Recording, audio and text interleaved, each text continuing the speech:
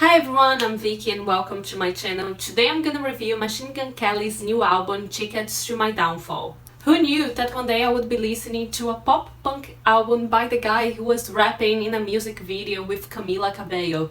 Who knew? Tickets to My Downfall is Machine Gun Kelly's first attempt at trying a new music genre, and guess what? He's better at pop-punk than actually rapping. So he teamed up with Blink-182's drummer Travis Barker for this album, which is filled with pop-punk nostalgia. Yay!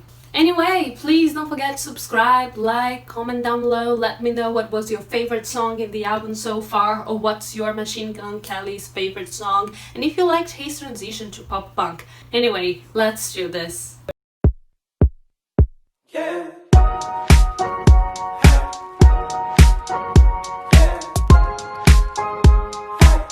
Title track is energetic, excitable, contrasting with the confessional lyrics that say, "I used a razor to take off the edge, jump off the ledge," they said.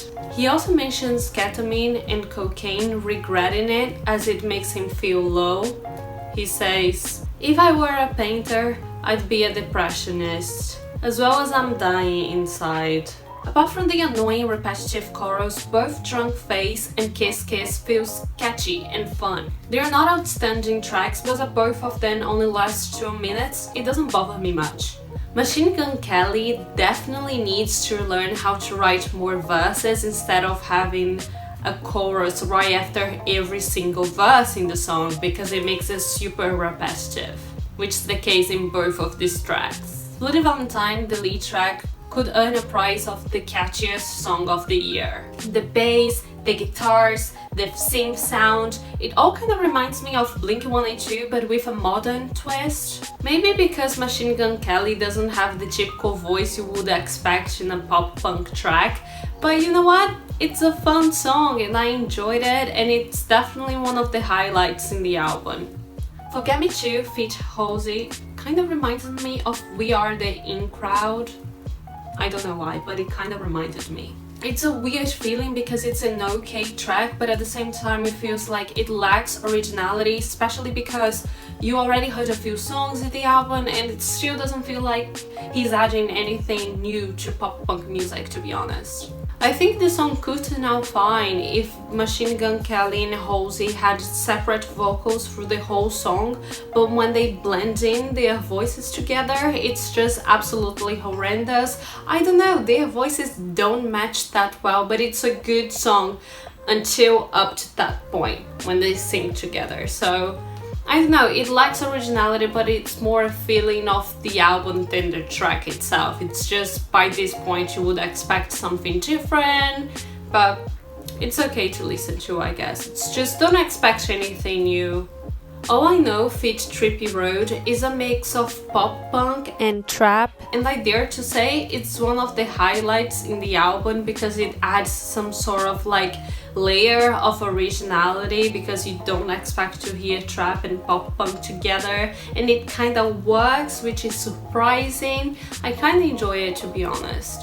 Lonely gives me All Time Low vibes, but All Time Low has a slick songwriting, while Machine Gun Kelly's feels like, ugh, what are you doing? Like, the lyrics, they seem disconnected. You don't know where the lyrics are gonna take you. I guess it happens especially in the verses, and it feels so disconnected. Feels very confusing.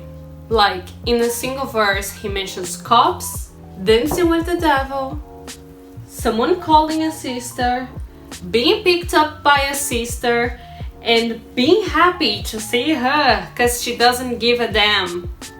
It's a bit like, bro, what do you want about? Yet I quite enjoyed the melody. Maybe it's because it's something All Time Low could have done earlier in their career. The Speedy World War III is a brilliant track. It has the typical sound of a Green Day track, and while it might be a quick one, it was actually one of my favorite tracks in the album. The next track is an interlude track with a pointless dialogue, like they think it's funny but it's not, and I'm pretty sure people are just gonna skip every time they listen to it. Okay, so I talked enough shit about this album, but I have to recognize that Concert for Aliens is one of the best tracks in the album. It's a proper pop punk anthem. It's a fun song, it has a very memorable and catchy hook. I love the drumming in this track. The guitars before the bridge are also pretty cool. I just love this track as a whole, what can I say? My Ex's Best Friend is a fun pop rock song, which unfortunately makes you feel like you already heard it 1000 times before, especially in the beginning. Either way, it's catchy enough and the rap part mixes really well with the other parts of the song. Deep down, I think he managed to pull it off.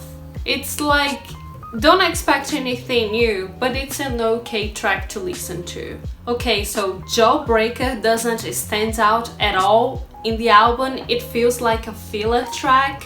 It's pretty much the average pop punk track. You listen to it a few times, like maybe 3 times, and then you're done with it and you don't want to listen to it again. Nothing Inside features Ian Dior, who apparently sings emo rap. I think it's a good heartbreak song to listen to, but it also made me realize how shallow MGK is when it comes to most of the lyrics in the album. Like I said, the song is okay, but it's not deep or memorable. Yes, I'll play it a few times, but will I cry like I did listening to Mayday Parade? No. I don't understand how someone's lyrics can start show vulnerability with "she looked dead into my eyes and she saw nothing inside," and then followed by "I did all this for you, look what I turned into," in the most generic way possible. It's like when he's about to show depth, he goes back to shallow lyrics as usual, and it's kind of disappointing. Okay, the next one is an interlude filler track with Megan Fox's voice. Yeah, Play This When I'm Gone is an honest, open diary kind of song.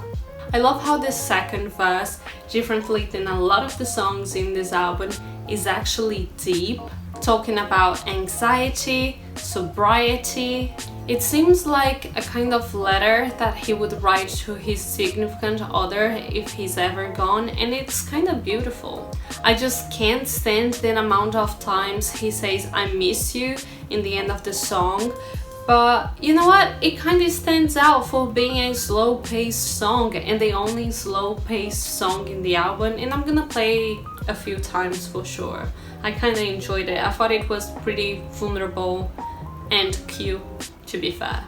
Thank you so much for watching this video. Please don't forget to subscribe, like and comment down below. I'm definitely gonna have to rate this album 3 out of 5 because he's trying, you know, it's his first pop punk album, so it's okay, I guess. I'm gonna give a pass to him because it has such a bop like Bloody Valentine and also Concert for Aliens, which is a pretty good track. I really enjoyed it. I think the final track is also pretty cute. Please don't forget to subscribe, like and comment down below. Let me know what was your favorite track in this album and the ones that you liked the most and the ones that you liked the least. Anyway, I'll see you soon. Bye! You can watch my other videos now.